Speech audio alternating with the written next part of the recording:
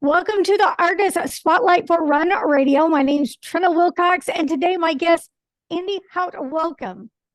Hello there. Thanks for having me. So I first got introduced to you from a friend we have in common who does writing and some stories for kids. And you put the music together for that, and it came out fantastic. What got you into that style of music and music in general?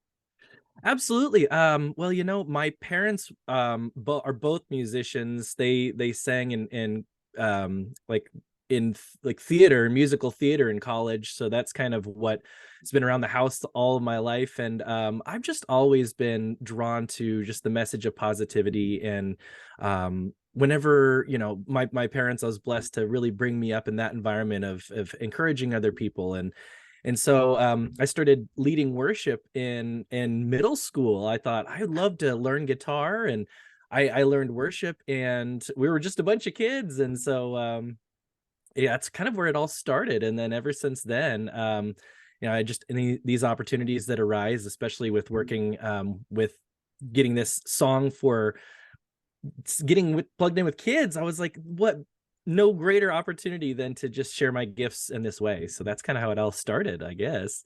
That is amazing. We have another Yeah. friend in common who also Chalmer was featured on the Ye- Artist Spotlight. So I think it's so cool getting to see people plug into their passions and really get to use them.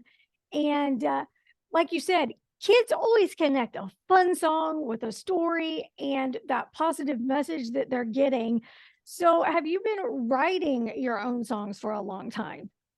I have. In fact, so when I started learning guitar in general, that was a big dream of mine, was I want to be able to write my own music, but I never knew where to start. I didn't know how it worked. I was like, what's the secret formula? Do I have to, Mm-hmm. is it music first or the lyrics first? I don't know how that works. And um I just started kind of playing around, playing guitar, and learned enough music that I thought I started noticing some patterns in some of my own um thoughts of like, okay, I'll start writing some of these songs. And I started writing, and then about 4 or 5 years went by, and then I got into high school, and then I just hit the ground running with it. I said, I'm gonna just start really trying to do this. In fact, I started doing these little things where for a couple months I tried to write a song a day. And even if it was just like a little like jingle or like a little verse or a little chorus or a hook, just to as an exercise, as a creative exercise to try to get that going. And then I ended up recording quite a bit, and it was all kind of just fun with my friends and everything like that. But I got enough feedback, and I thought, well, that was the biggest reason I was doing it, was just the social aspect of, this is fun. I love sharing my music with other people. So that's kind of where it started. I've been doing that. I've been sharing music. Oops, I apologize. I'm getting a No problem. but I started sharing music with friends, and then it's like one of those things. It's like for some people maybe like journaling. It's my outlet. I love doing Mm-hmm. that. And so I've been writing. I'd say I'm about to be 34. I've been writing since I was like 15. Wow. And it's just part of my life. It's kind of part of my artistic process. So So it didn't ever feel like work for you. It was more like an excitement, like you said, an outlet and creative journey. yes, in fact, like there's not one type of music that I would consider myself a musician for. Like I love folk music, I love pop music, I love rock music, and then recently I've gotten into rap, and it's all just kind of more experiencing music and how it makes you feel. I think that's one thing that it's almost the opposite of work. It's felt like there's not been a pressure for me to do it, but there's some times where it's taken me 4 or 5 years to finally finish what I started, as far as some of these songs that I've written. So but then there's some that like the In Each Other's Shoes, the song that we wrote with the for the kids, that kind of just came to me naturally. It kind of found me in a way. I had this hook in my head, and I just went with it, and I was able to write that like in one sitting. Whereas I said some songs take like 4 years. So Yeah. So when you did start wondering how to figure this out, when you said you wanted to start learning music, where did you turn to get some knowledge and information? Because information changes fast, and how we consume it definitely has changed over the past few years. So what was that like for you, getting the schooling, if you will, the self-taught method down? Yeah, a lot of that was just going to peers that I had that were also learning instruments. We didn't necessarily, I took guitar lessons for a little while just to kind of learn the basics, and that seemed like a lot of work. There was a lot of, theory involved and things that I had to kind of memorize. And I thought, I don't really know. I'm not very good with this. It was almost like for me with math. I'm not great with math, but I gave it. I just kept giving it another chance, and I would just I my main thing I started doing was watching videos of other people playing. And one of my big inspirations is Jason Mraz. Mhm. He played these coffee house shows where he would just play him, and he had a percussionist, and I was just drawn into this style of music and the songs he was playing. And so I just watched his hands on the guitar, and I had to kind of figure out until I got it right. And I learned all of those songs. And so here I had someone else's entire set learned. Right. And then that's where I learned a lot of chords. I couldn't even at the time tell you the name of the chords I learned, but I knew what they sounded like, and I knew where they fit in. And um, I built on that as time went on. So that was always a hobby, is just watching other people, my peers, and then of course online when YouTube kind of started. So So how has it evolved for you as far as being on stage or doing shows, recording? What's that been like? yeah, when I first started, I literally had like the first CD that I have out on streaming platforms is actually one that I did through this little record. It was like a little mom and pop shop kind of record label where this couple of people just started this label where they were like posting it around New York City. And I was like, I don't know anything about any of this, but I said I'd love to help get you guys started. So I wrote some songs for that on like a Casio keyboard that had like a beat maker in it, and it started just really like I just felt my way into it. I thought, I don't know, I just started somewhere. And that's the biggest thing that I've learned is if you don't know how to do something, you have to just start. You have to just Mhm. take a step. So what that turned into was, technology started to advance, and then I started getting into recording on computers and learning from other people. And one thing led to another, and I just started like getting really involved in little, like, okay, I'm gonna try to make, I have it in my head how I want this guitar to sound or this vocal to sound. So over time, it's kind of evolved with just trial and error, but again, just taking those steps forward. I mean, every project that I've done, I've learned a little bit more from. And then of course I'll record it, and then I'll put it on a CD, and I'll sit in my car and listen to it. And then I'll just say, oh, I don't like how that, I become Yeah. more critiquing my own sound. But also I've learned not to necessarily compare it to any other music, because everyone out there, I mean, they spend so much, and there's so much equipment that helps with mastering and doing things. And I just thought, I have a sound I want to get out, and as close as I can get to making that sound, that's my goal. So even today, as I'm continuing to write and record and do that, I kind of just, I go off of, okay, if I want to try something new, I'll research. That's the great thing about YouTube too, is I can Yeah. jump in there, and there's a lot of help available today for free. So Yeah. We've got a lot more access and control on getting our art out into the world. And I think that's great. I'm glad you're doing it. What does it look like moving forward? Where are you at right now in the process? yes, okay. So I wrote recently like a hip hop album, and it was a lot of fun. I didn't mean to do it. It's kind of funny. I actually was, I would be on a treadmill is where it all started. I had like a dream one night, and I was like, I had a rap in the dream, and I was like kind of just like playing with that. And then I started like writing down the poetry, like this will be fun to share with my friends, and particularly my mom. My mom passed away in 2019, but she was my biggest advocate for whatever you do, do it with all of your heart and keep doing it. So, of course, mom's the first one that I send this stuff to, and she was like, I love it. And I'm like, really? You don't like this kind of music? You like that? And whether she was just being mom or I do believe she really liked it. But I thought, this is okay, so this is fun. And then I started doing that. um and it's interesting because I my musical journey has always been pretty heavy with guitar, and then this album Mhm. was there's a couple of tracks where there's guitar, like electric guitar or lead guitar, but a lot of it just went into more word crafting and wordsmithing some of these phrases and rhyming and doing all of that in a clean way, um, which is kind of sometimes rare in the hip hop industry and that kind of thing. But I got into that. And so where that's going now is, anytime I finish with the project, my artistic journey is I will kind of step back and I kind of let that breathe. And Mhm.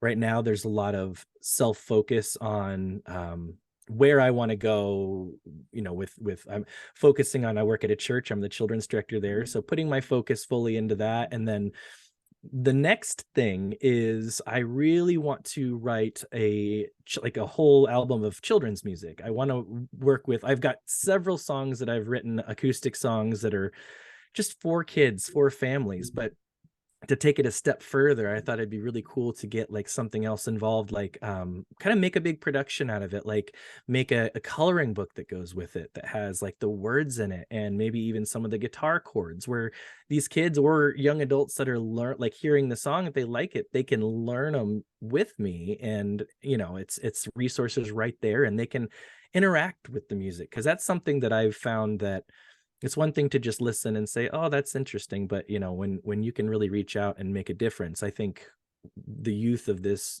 world is the biggest, should be priority for all of us to focus on how we can encourage them and inspire them. And I think this is something that I'm passionate about. So that's the next step, is kind of doing something Yes. with kids music. Yeah. And always making sure it's accessible for them. When I hear stories of schools taking music out of the lineup, my heart breaks because I can't imagine not having choir hour, singing hour, even though I was never good at it, but I could just blend in with everybody. And it was just the connection with music and everything, I think is so valuable for kids. So I think it'd be great to make sure they're continuing to have access to that all the Yeah, time. Great. absolutely. So you did mention that you do have another full-time job. And I want you to speak to that for people that sometimes, we get swept up in thinking that sometimes our dreams have to be in the driver's seat of what we're doing or how we're making a living. But it's not always the case. Sometimes it's a step next to what we're doing. So, can you talk about that and how that's been for you? Absolutely. With a lot of my dreams and goals, I remember growing up, I was like, I want to be I want to make my job playing music. I want to get paid to be a musician. And I had the opportunity for several months to lead at the church and lead our modern worship service. And it was a paid job. And I was like, I made it. And I got a really great opportunity to reflect on that. And I realized, our dreams, it's kind of like give you an example. My brother has this car that he's always working on, and he's always working on it. But if he ever finishes, it's like his lifelong project. He's always had this car, and if he ever finishes working on it, that won't be his project anymore. He's always wanting to do more stuff to it. And I think I kind of equate that to like with my life and in our lives with our dreams, is it is more about who we become in the process of what we're after, is what I'm learning. And that's really, I'm very fortunate to acknowledge that, because that opens up everything, whether it's working with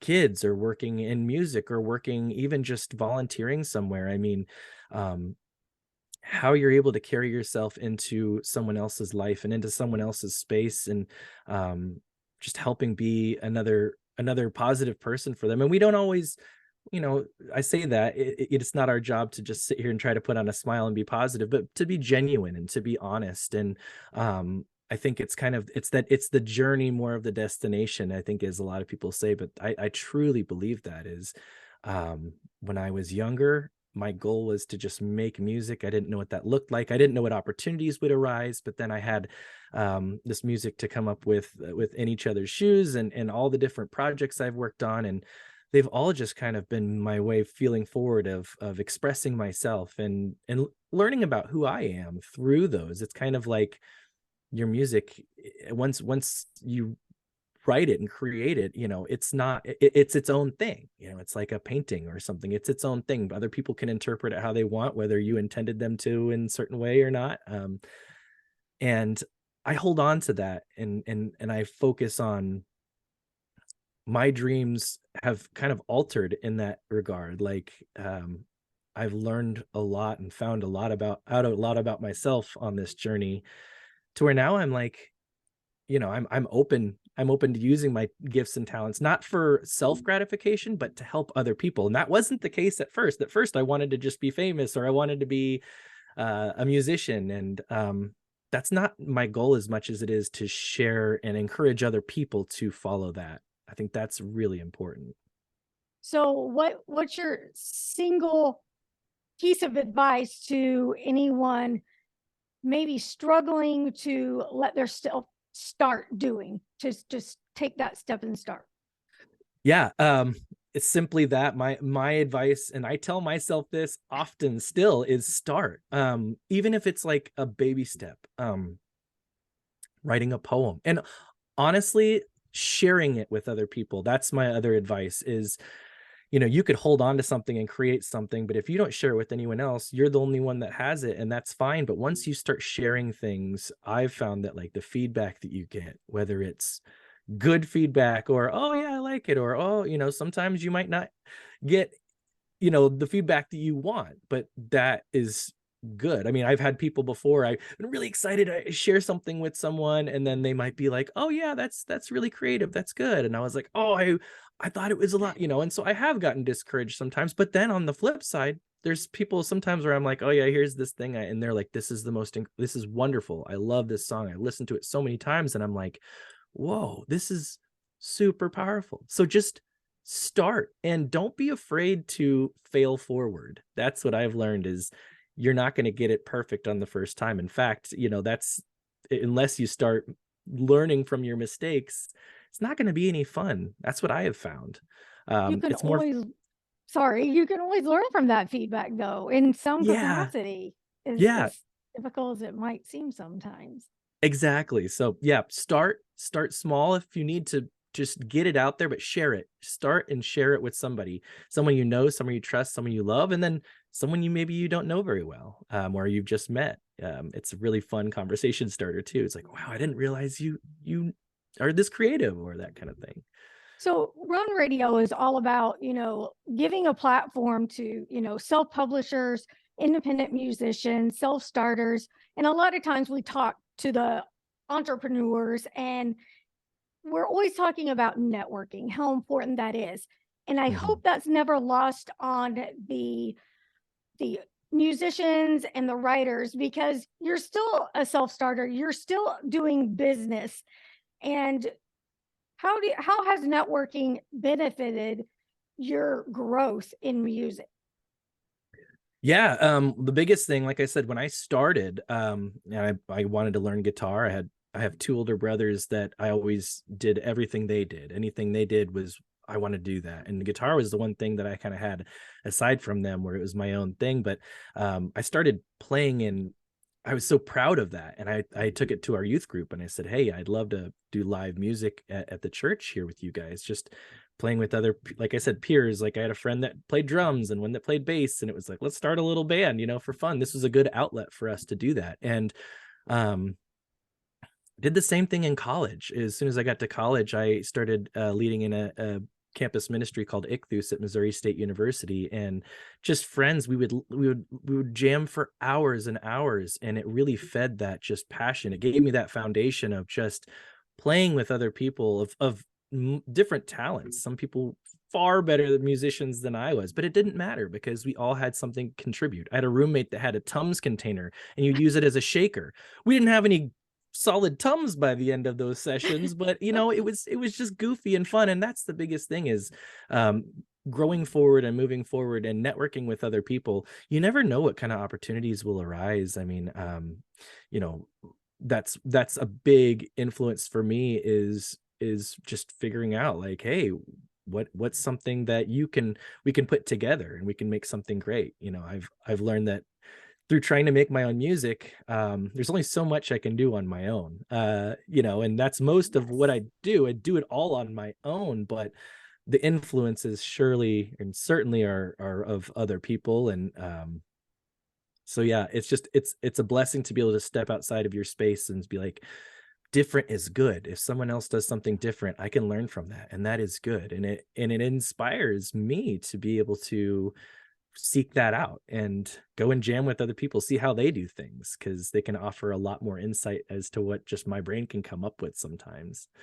You said a little bit earlier how your sound is pretty unique. How do you make sure that you stay in your own lane when you get tempted to kind of veer off and go, "Oh, maybe I should sound like that," or that's really popular right now. Maybe that's what I need to be doing with my stuff. Does that happen? Yeah, it does. It's sometimes, I will find something that I like. In fact, that's a lot of where my inspiration kind of comes from, is I'll look at something that I like, and sometimes I'll get like a song stuck in my head, and what I'll do is I'll go into my music software, and I'll try to recreate what I like about that song. And it's almost like, I feel like there's so much that seems original, but then you look and it's like, oh, those are the same chords used in a different song, but it's like its complete own thing. And I'll do that. I'll make something that I'll find something that I like, but I'll take like elements of it that I am drawn to, and then I'm thinking maybe I can create something from that. And like I said, sometimes that can take years to do, but I find that even whenever I've tried to do covers of songs, like my own versions of like covers of songs that I like, they end up sounding completely different than the original, and I find that even more appealing. So it's kind of finding some of these elements, like this has a driving beat, or this has like a really cool, like in the, at the bridge it kind of drops out. Like there's different elements that I just love about music that I try not to like go right down the same path of the stuff that I'm listening to, but it surely inspires me. It's like, okay, I like this, and it that kind of energizes me. Fantastic. Andy, where Yeah. can we go to find your music? Where can people listen Oh man, besides any runradio.net? of course, yeah, runradio.net, absolutely. Anywhere that you can get your music, Spotify, iTunes, there's all sorts of stuff out there. I have a the first CD that I made is out there that's kind of like a techno poppy one. It's super goofy. The next one I did was kind of an angsty breakup CD from high school that was all like a rock and almost like a punk rock kind of feeling. And then I have a folk acoustic one, and then I have a rock pop one and a rap one. And it's anywhere you get your music, you can enjoy it, whether no matter what kind of music you like. There's all sorts of Awesome. I have all sorts of stuff out there, and YouTube as well. So All right. And keep sending Run Radio music. It's Andy Haut if you're looking it up. yeah. And thank you so much. Come back anytime. Yes, thanks, Turner. We appreciate you.